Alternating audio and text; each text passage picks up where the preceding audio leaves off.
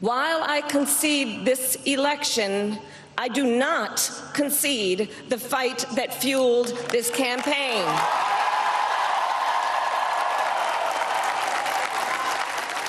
First at 5. From the University of Florida's College of Journalism and Communications, you're watching WUFT News. Less than an hour ago, Vice President Kamala Harris spoke to supporters and conceded the race for the White House. This is WFT's First at 5. I'm Charlize Ramos. And I'm Jamie Goldman. It comes after former President Trump was declared the winner of the presidential race in the early morning hours, cementing his stake as the 45th and 47th President of the United States. I will never give up the fight for a future where Americans can pursue their dreams, ambitions, and aspirations, where the women of America have the freedom to make decisions about their own body and not have their government telling them what to do. After a long race to the White House, Vice President Harris called President-elect Trump earlier today to concede the election and congratulate him on his victory. Here you can see which states went to which candidates, with President-elect Trump earning 292 electoral votes and Vice President Harris sitting at 226. Former President Trump also secured the popular vote, with around 72 million people supporting him at the polls. Donald Trump will make history as the 47th President of the United States in a rare return to the White House. He lost the 2020 election as the incumbent and is now the first president since Grover Cleveland in the 1800s to avenge a re-election loss. In the early morning hours, the president-elect spoke to supporters from his home in Palm Beach County. America has given us an unprecedented and powerful mandate. I will govern by a simple motto: promises made, promises kept. The president-elect will also have a Republican Senate after the GOP secured enough seats to take control of that chamber. The Alachua County Sheriff's race still remains undecided after a slim margin launched a recount. WFT's Carolina Tortorelli has more on what this election recount could entail. With fewer than 400 votes differentiating the Republican and Democratic candidate, this race still isn't over. We looked into when the community will officially know its sheriff. With over 130,000 votes cast for sheriff in Alachua County, the race came down to the wire. Democratic candidate Chad Scott received 46.96% of votes, and Republican candidate Emery Gainey received 46.67% of votes, leaving a 0.29% difference. On election night, Sheriff Gainey, who currently serves as the Alachua County Sheriff, made an announcement that a recount would likely take place, so he shut down his watch party early. We interviewed Gainey the night of the election. When you get into these races, you got one or two choices: you win or you lose. So quite frankly, we will do the will of the people. On the other hand, Scott claimed a premature victory at his watch party, as the night ended with him in the lead. We interviewed Scott the night of the election. When you put in work, you compete, so and I think the competition was great, and I just came out ahead. Third-party candidate Pamela Marshall-Coons gained a little more than 8,400 votes, giving her 6% of the recorded votes. According to the Alachua County Supervisor of Elections Director of Communications and Outreach, Aaron Klein, the vote is still too close to call. We can look and see exactly what the margin is in that contest for sheriff. Now, right now, it's looking pretty close, so we are preparing for the possibility of having to deal with a recount. Since all mail-in ballots have not been fully counted, no results have been announced. Depending on the margins found this Thursday, results will likely be out next week. Live from the Alachua County Sheriff's Office, I'm Carolina Tortorelli, WUFT News. Here in Florida, state Senate and House of Representatives seats were up for grabs as voters hit the polls to elect local representatives. Republican Chad Johnson will enter his first term in the state house after winning the seat for District 22, which includes Levy, Gilchrist, and parts of Alachua County. Representative Chuck Brandon, also Republican, will return to the Florida House after his re-election victory in District 10. In the state Senate, Republican Stan McLeish won a seat in District 9, which also includes parts of Levy, Gilchrist, and Alachua counties. And for the U.S. Senate, incumbent Senator Rick Scott won his election against Democratic challenger Debbie Mucarsel-Powell. This will be his second term as senator, following 2 terms as governor. Mucarsel-Powell was polling competitively, but ultimately Senator Scott held on to his seat. It's been a wet and rainy post-election day across north central Florida. This is a new video of the pouring rains coming down outside the WFT studios on University of Florida's campus. And Hurricane Rafael is to blame for the increase in moisture. Rafael is now a major hurricane, currently passing over Cuba before moving into the Gulf of Mexico on Thursday. UF forecaster Matthew Clark is live in the weather studio tracking Hurricane Rafael. Matthew, the storm will have little impact to our area. Yeah, the impacts that we're seeing right now are from Rafael, and this is pretty much going to be the worst of it. As this storm has moved across Cuba, usually these storms take a northeast trend into the Big Bend region of Florida, but I want to keep you in the high pressure system off in the Atlantic. This is acting as a bubble that's kind of deflecting these storms away. So as Rafael enters the Gulf of Mexico, it's going to deflect it off into the central Gulf of Mexico. And bringing it back to home, I'm going to show you these showers right now. All is kind of quiet here, but north of Gainesville near Lake City, they're seeing a couple thunderstorms. Cross City, Cedar Key, also seeing some thunderstorms. We're going to see these thunderstorms as we continue into tonight and into this evening. Thunderstorms are going to be possible into tonight and around 11 o'clock, 75 degrees, mid 70s, going to be a muggy and stormy night. Up and down the ballot, Republicans further cemented their power in Florida. Governor Ron DeSantis led successful efforts to defeat ballot proposals that would have allowed recreational use of marijuana and enshrined abortion rights in the state constitution. Opponents of the abortion proposal include Sarah Johnson with the Vote No on 4 campaign, say Florida is a leader in the pro-life movement. Women are safer today than they would have been had Amendment 4 passed. So I'm really happy with the success that we saw last night. A $150 million effort to allow the recreational use of marijuana in Florida also fizzled out Tuesday. Kim Rivers is the CEO of Trulieve, the state's largest medical marijuana operator and a major backer of the failed amendment. She now hopes to work with the legislator to expand marijuana access.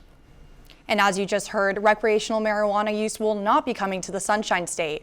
And while Florida's Amendment 3 received a majority of yes votes, Florida voters failed to cross the threshold to legalize pot.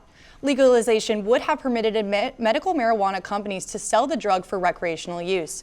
But the amendment means something else for local businesses. Modern Age Tobacco and Gift Shop store manager Clay Fowler says the amendment would have limited freedoms. We want freedom for people. We don't want people to sit around and have to be dictated about how they're going to do things, where they're going to buy things, how they're going to buy it, what grade it's going to be. That's not freedom. That's just another way of saying, okay, we're going to let you have it, but we're going to keep your thumb on you while we let you have it. Amendment 3 received about 56% of the vote, but amendments in Florida need a 60% to pass. Counties have until noon on November 18th to certify their results. Alachua County voters will have to wait to find out if the GRU ballot measure they passed last night will stand. That's because it's in the midst of an ongoing legal battle over who should be in control, and a judge could render those votes useless. WFT Eva Garcia is live in the studio to break down what's at stake. Previously, Governor DeSantis held the power to elect the GRU Authority board members, but the ballot measure passed last night, giving the city of Gainesville the power to elect the Authority board, and all that is on hold, pending a judge's decision. GRU is suing, and if the judge rules in favor of the Authority board, then the votes will be rendered useless, and the measure will not go into effect. Many Gainesville residents feel that this is unfair, as residents have already made their choice and their voices heard. Well, not much you can do. I just take it with a grain of salt. Now, I mean, they went before the people and spoke, so they ought to listen. 39,304 votes were in favor of transferring control of GRU back to the city. That's 72.56%. The hearing has been scheduled for December 19th through the 20th. There will also be a GRU meeting later this evening, and we'll bring you these updates on WUFT.org. Eva Garcia, WUFT News. Votes are in, and we now know who will represent the U.S. in various elected positions. Now, all those political signs have to go somewhere. Owners of the private property have the final decision on when the signs must go. Alachua County has a crew of people who will collect the signs on public property. This process started today. The signs are brought to the Alachua County Supervisor of Elections office. Candidates can then come pick them up, and there are no state rules on when campaign signs must be removed. In some places, you'll see code enforcement for some of these municipalities say, oh, this sign is way too close to the road, the election is over, we're just going to pick these up real quick. Sometimes the institutions will find the candidates and give them a call and say, hey, can you get this sign up by this amount of time? As we move back into normal business, these signs will be less visible. Coming up after the break, we'll tell you about one Gainesville resident with a long history in local sports. And how one local organization is working hard to put food on the table for hundreds of kids. Stick around when First at 5 returns. You're watching WUFT-TV News. A local coach is hanging up his whistle for good after 28 years of molding young athletes. Perry McDonald has retired from Oak Hall. WFT Sports' Ben McLeish spoke with McDonald about the legacy he leaves behind within the Gainesville community. A lot can change in 28 years. Getting married, starting a family, even becoming an empty nester. But for one Gainesville man, coaching volleyball has been the constant thread that has bound the faces of his life together. Perry McDonald's 28-year coaching career can be categorized through different periods of his life. He began as a bachelor, then became a husband, a father. The excitement and the vigor that went along with saying, now I can come there and foster my kids in a way where maybe the game can become special for them the way it was for me and for my wife Yadira. Finally, he went from dad to Coach Perry. When I play, I call him Perry instead of Dad because he looks more like a coach and he acts more like a coach when I play. But when we get home, we're like, okay, family time now. But through every stage of his life and coaching career, one thing remained constant for McDonald. I'm a competitor. That competitive nature helped McDonald succeed every step of the way, from coaching at Eastside to PK Young and finally Oak Hall. The four-time Gainesville Area Coach of the Year has taken one of his teams to the state Final Four 3 separate times. But if you ask him, the biggest achievement in his career was fostering the next generation. It was a vehicle with which to come through and channel my time and effort to try to help young ladies improve upon themselves. McDonald coached his final game 2 weeks ago, and though his season ended with a loss, it's important to remember. Records come and go, stats will be forgotten, but the impact McDonald had on the Gainesville area will last for generations to come. Ben McLeish, WUFT Sports. A North Central Florida nonprofit is doing its part to fight food insecurity for kids. Food for Kids have kicked off the first ever Alachua County food fight. The organization works to end child hunger for the 1,700 children it serves. Its goal is to fill a large box truck with wholesale food and raise $20,000. Employees say this service drive requires the entire community's efforts to call the effort a success. We wanted to do something that would raise awareness about the fact that there's 1 in 4 children in our community and in our surrounding communities that experience food insecurity. And what that means is they don't know where their next meal is going to come from. Donations will be accepted throughout the month of November. If you're interested in donating, call 352-888-6645 to have a box dropped off at your location. Hurricane Rafael is still a strong Category 2 moving its way across Cuba, and we're seeing some indirect impacts from it. I'll have that and more coming up after the break.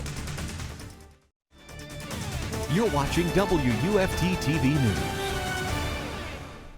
It's been a rainy and humid day out there. We're getting a little break from the rain right now, but we still do have some strong thunderstorms and shower moving into Horseshoe Beach and Cross City right now. And all of this is in thanks to Rafael, which is now a strong Category 2 moving across Cuba right now. And although most of these storms that come from the Western Caribbean up into the Gulf of Mexico go northeast into Florida, I want you to keep an eye on this high pressure system right out here in the Atlantic. It's acting as a dome that's going to deflect Rafael into the Gulf of Mexico. So winds up to 110 miles per hour right now, central pressure 958. Pretty strong Category 2 storm, but then you start to see it direct to the west, still strong Category 2 before it starts to interact with cooler Gulf of Mexico temperatures and stronger wind shear. It's going to decrease it into a tropical storm Monday afternoon. May not even make landfall as a tropical storm at this point. So low pressure system here. Keep an eye on that high pressure system off there into the Atlantic. Low pressure system Rafael is going to move off into the Gulf of Mexico, and then you see a cold front. Unfortunately, this cold front's not going to come deep enough south to give us cooler temperatures, but it's still going to act as a barrier across the Gulf states to keep Rafael down here along with the high pressure. So both these are acting in conjunction with each other to keep Rafael away from making landfall. Now, as we head into tonight, we still could see a couple passing showers as we head into the early overnight hours, with most of the strong stuff staying north in the Panhandle near Tallahassee. But as we head into tomorrow afternoon, we could see about a 20% chance of rain as we head into tomorrow night. It's kind of going to be about the same as it was today, with clouds and a couple sunshine. Most of the strong stuff going to be north of us near Lake City across I-10. Hour by hour tomorrow, we could see those temperatures get up into the 80s, about a 20% rain chance around 1, so that's about as much as we're going to get. Temperature is going to stay pretty constant. It's going to be very humid out there. Now, right now, here in Gainesville, campus cam showing what we're pretty much going to be seeing for the next 24 hours or so. Temperature 77, feels like 83, pretty humid out there. Winds from the east-northeast from around 5 miles per hour. Not getting too much wind for the most part, but it is bringing in a lot of moisture from the Gulf and the Atlantic. 82 degrees in Ocala and 82 in the Villages. Pretty mild temperatures right now, but it's those dew points that we're talking about, which is the moisture in the atmosphere. 71 degrees in Gainesville. That's like summertime humidity that we're seeing. Ocala seeing 72 degrees and 71 in Stark. So across all of North Florida, it is pretty humid. But as we head into the weekend, showing our muggy meter, those dew point temperatures are going to drop. So it is going to give us a nice weekend as we head into the weekend. 70% chance of rain on Wednesday and a 20% chance of rain on Thursday. We've already seen the rain today, so we could see some rain tomorrow. Now, this looks like a good boy, and it's a good boy because it's a good weekend. His name looks like a Doug. But those temperatures are going to be in the mid-80s with some sunny skies. It's going to be a beautiful weekend to go out there and do whatever you want. And then Monday, for some of us, it's an extended weekend. Veterans Day, 20% chance of rain with some patchy clouds, but temperatures are going to remain pretty constant. Not getting a lot of cooler temperatures. We're waiting on our next cold front, though. Those lows are going to be in the 60s. Coming up in sports, there has been a lot of speculation on whether or not Florida Gators quarterback DJ Lagway will play against Texas after suffering an injury against Georgia last Saturday. When we come back, we will give you the latest update on Lagway's situation and what his status means for Florida. Don't go anywhere. You're watching WUFT-TV News. Welcome into sports. I'm Miguel Molina. If you're a Florida Gator fan, the biggest question you probably have right now is, when will DJ Lagway play again? The freshman QB was carted off the field on Saturday against Georgia due to an apparent hamstring injury. However, there's been a lot of speculation on Lagway's availability after Gators head coach Billy Napier said the injury is less significant than originally thought. More on the current status of DJ Lagway's injury is WFT's Anna Tsemba. Florida fans are anxiously waiting to find out if quarterback DJ Lagway will be suiting up for the game against Texas. Florida's head coach Billy Napier will be revealing in his injury report later tonight if Lagway's hamstring injury will prevent him from playing in this Saturday. If Lagway can't suit up, the Gators will have to start their third quarterback of the season, redshirt freshman Aiden Warner. However, if Lagway is able to be healthy for Saturday, Florida's chances of securing a win against Texas goes up significantly. The Gators are 2 wins away from being bowl eligible. However, so that means every win counts as the season's coming to an end. At Ben Hill Griffin Stadium, Anna Tsemba, WUFT Sports. While Florida might be playing in Austin this weekend, there's still a lot of orange and blue action happening this week in the O-Dome. Gators men's basketball will take on Jacksonville University in their home opener on Thursday. There's a lot of noise surrounding this Florida squad as they enter the season ranked 21st in the country. Against USF on Monday, senior guard Walter Clayton Jr. dropped 29 points and shot 10 for 15 from the field. Clayton made the preseason coach's All-SEC first team and was put on the Naismith Trophy watch list. This is an award that is typically given to the best collegiate player of that year. Moving forward, head coach Todd Golden wants Clayton to be the pivotal piece to this team's success. I want him to just be aggressive, not necessarily more aggressive than he is right now. I just want him to be a score first, attack first point guard, because the plays for others will be natural out of that. Tip-off between Florida and Jacksonville is set for tomorrow at 8.